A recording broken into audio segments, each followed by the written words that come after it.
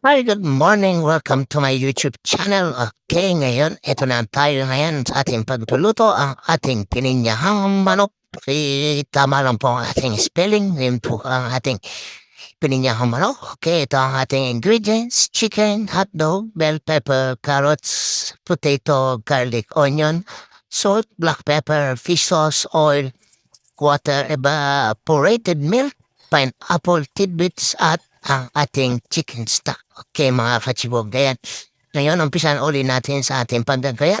Kita niyo naman ang ating mga gulay na andyan lang po yan. Di po kasama dyan yung ating gatas kasi hindi ko pa siya nabibili. Okay, mga kachibog. Yan. Okay, welcome to my YouTube channel at ngayon, ito po ang ating mga ingredients at ayan, ginagayat ko na ang ating patatas at ang ating carrots. Okay, basta ugaliin lang natin na hugasan ang ating mga gulay para sa ating malinis na pagkain. Okay, mga katsibog.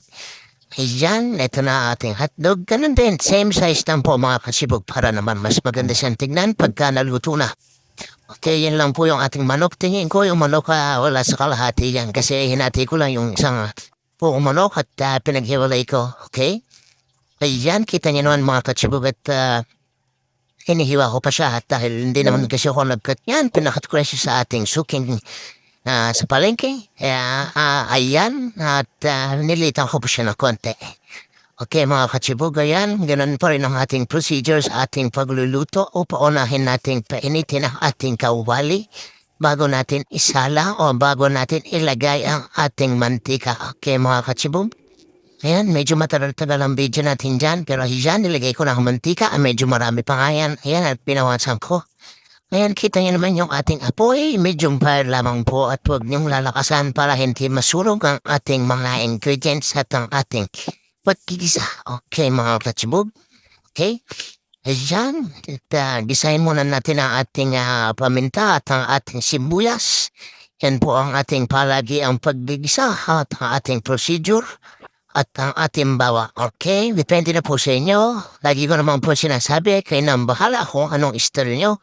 Basta doon kayo masaya, doon tayo mas magkakasundo. Pwede yun, mga katsibog. Okay, yan. Lagyan na natin ng chicken. Basta yung chicken, uhugasan nyo rin mabuti yan, ha? Pero kung fresh naman siya, pwede na ng ikat. Diretso na kasi pag hinugasan nyo siya, mas laki ang tendency niya na magkaroon ng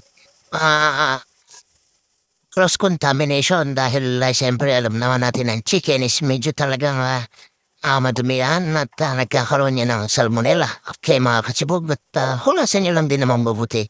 Basta nasa tamang paraan. Okay mga katsibog, ayan. At igigisa natin siyang mabuti palagi. Okay mga katsibog, lutuin po natin palagi ang ating mga karne para sa ating safety na pagluluto at pang ating pagkain. Yan mga katsibog, medyo naputol ang beach dyan pero kita niyo naman at nilagay ko na ang ating carrots at ang ating patatas. Yan, tinakulupan ko muna siya para siya mag-isa-isa. Okay, yan, nilagyan ko na siya ng tubig. Yan, para natin mapalambot ang ating karne o ang ating manok at ang ating mga gulay. Okay, yung carrots at patatas. Ayan, nilagay na po natin ang ating tidbits. Yung tidbits, kasama niya na yung sauce niya para medyo manamis-namis.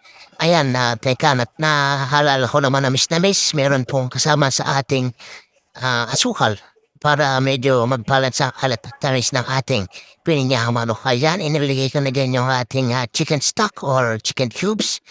Iniligay ko na rin ang ating evaporated milk, mga katsibog. Ayan, kitang-kita niyo naman at hinahalo-halo ko pa siya ng konti. Okay?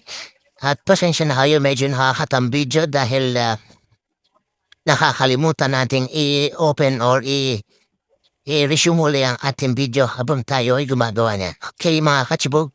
At yan, tinikman na natin at kitang-kita niya naman na haluto na.